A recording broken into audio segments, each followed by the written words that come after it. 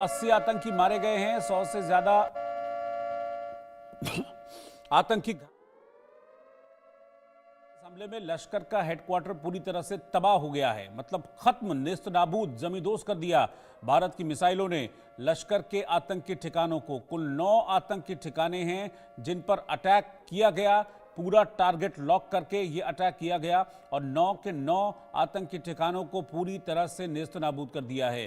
भारत के हमले में लश्कर का हेडक्वार्टर पूरी तरह से खत्म हो गया है, तबाह हो गया है।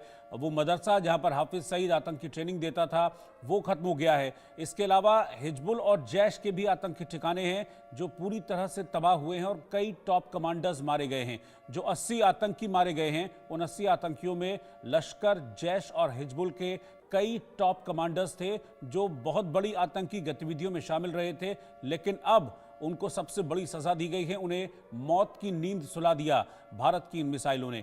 और अभी मैं आपको फिर बता रहा हूं कि ये आंकड़ा अभी बढ़ेगा क्योंकि बहुत बड़ी एयर स्ट्राइक ये भारत की तरफ से की गई है पाकिस्तान के आतंकी ठिकानों पर। और एक बार फिर से पाकिस्तान को दुनिया के सामने भारत ने एक्सपोज किया है और बड़ी स्ट्राइक के जरिए पाकिस्तान में आतंकी ठिकानों को तबाह कर दिया है। भारत ने 80 से ज्यादा आतंकी मारे गए हैं।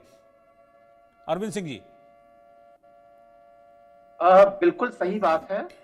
और यह एक तरीके से पूरी तरीके से पाकिस्तान को यह संदेश है। अब बात यह समझने की है कि जब वहां पर अमेरिका में जब ओसामा बिन लादेन की तरफ से हमला हुआ था, तो आप पाकिस्तान में एक बहुत बड़ा पॉलिसी सिर्फ देखेंगे। एक उन्होंने रातों रात वहां के पॉलिसी मेकर्स ने यह तय किया है कि अमेरिका से किसी भी तरीके की दुश्मनी अभी पाकिस्तान के लिए फायदेमंद नहीं है। पाकिस्तान को यह समझना चाहिए, जो अभी थोड़े दिन पहले उनकी पार्लियामेंट में वहां के जो पार्लियामेंटेरियन जो बयान दे रहे थे कि भारत और पाकिस्तान एक लंबी साझा विरासत जो है वह शेयर करते हैं, और वो सिंधु घाटी सभ्यता की बात कर रहे थे। ये वो सिंधु घाटी सभ्यता जिसका उन्होंने कभी अपनी स्कूली किताबों में जिक्र नहीं किया, वहां पार्लियामेंट में उसका जिक्र कर रहे थे। तो अब उन्हें समझना चाहिए कि अगर ये वाकई ये मानते हैं, अगर वह इन सब चीजों को लेकर गंभीर है, तो उन्हें अपनी नीतियों में परिवर्तन करना चाहिए। और वो प्रो एलिट नीतियां नहीं होनी चाहिए, वहां के केवल अमीर लोगों के लिए, वहां के हुक्मरानों के लिए वह नीतियां नहीं होनी चाहिए कि युद्ध के समय में वो तो जाकर बाहर बैठे, उनके सारे परिवार के लोग सुरक्षित जगहों पर हैं और देश की आम जनता यह सब कुछ भुगते हैं। तो यह सब कुछ नहीं होना चाहिए। पाकिस्तान की पॉलिसी में एक बहुत बड़ा बदलाव की जरूरत है। ठीक वैसे ही जैसा कि मुझे लगता है कि जब ओसामा बिन लादेन ने ट्विन टावर्स पे और बाकी जगहों पे जब अटैक करवाया था अमेरिका पे और अमेरिका में धमकी दी थी, अगर पाकिस्तान वही समझदारी अब दिखाता है तो मुझे लगता है कि आगे आने वाला भविष्य दक्षिण एशिया के लिए एक सुनहरा भविष्य हो सकता है। रोहित साहब, मेजर शाह, ये भारत का एक्शन ये भी अब बिल्कुल स्पष्ट कर देता है। ठीक है, एक ब्रेकिंग न्यूज आ रही है, फिर मैं आपके पास आता हूं। इस वक्त की एक और बड़ी खबर सामने आ रही है। भारत ने पाकिस्तान के फाइटर प्लेन को मार गिराया है। एक और बड़ी खबर, आकाश मिसाइल से भारत ने पाकिस्तान का ये फाइटर प्लेन है जिसको नेस्त नाबूद कर दिया है। JF-17 फाइटर प्लेन पाकिस्तान का भारत ने मार गिराया है। आकाश मिसाइल से भारत ने पाकिस्तान के इस फाइटर जेट को गिरा दिया है। तो पाकिस्तान का और नुकसान भारत की तरफ से, इसको समझ लेना चाहिए पाकिस्तान को कि अगर वो रिटेलिएट करने की कोशिश करेगा तो फिर वही अंजाम होगा अब इस रिटेलिएशन का जो पाकिस्तान में मौजूद आतंक के अड्डों का हुआ है।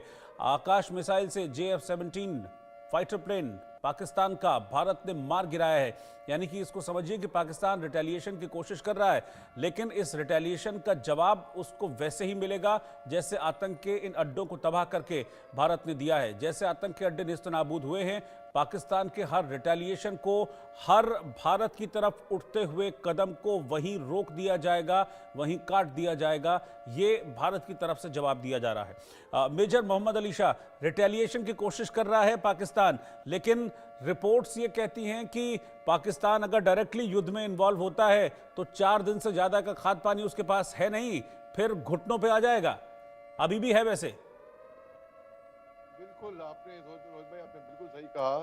ऑलरेडी अभी भी है वैसे वो घुटनों पे, और वो रेंगता हुआ आएगा बिल्कुल। और देखिए, अगर उनमें हल्की सी भी अकल होती और अपने अपने नागरिकों को वो असली में वो बचाना चाहते, उनके पास चारा क्या है? रिटेलिएट करेंगे। ना ही उनके पास पैसे हैं, ना ही दमखम है, ना ही उनके पास ताकत है रिटेलिएट करने की। ईदड़ भपकी, हाँ, बड़ी बड़ी बातें करा लो भैया, ईदड़ भपकी करेंगे, देंगे हम, परमाणु बम है उनके पास, वो करेंगे।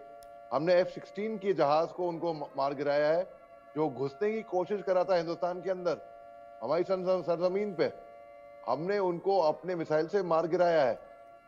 तो पाकिस्तान कितनी भी कोशिश कर ले, उनका मोराल अभी डाउन है। वो बस कान पकड़े, घुटनों के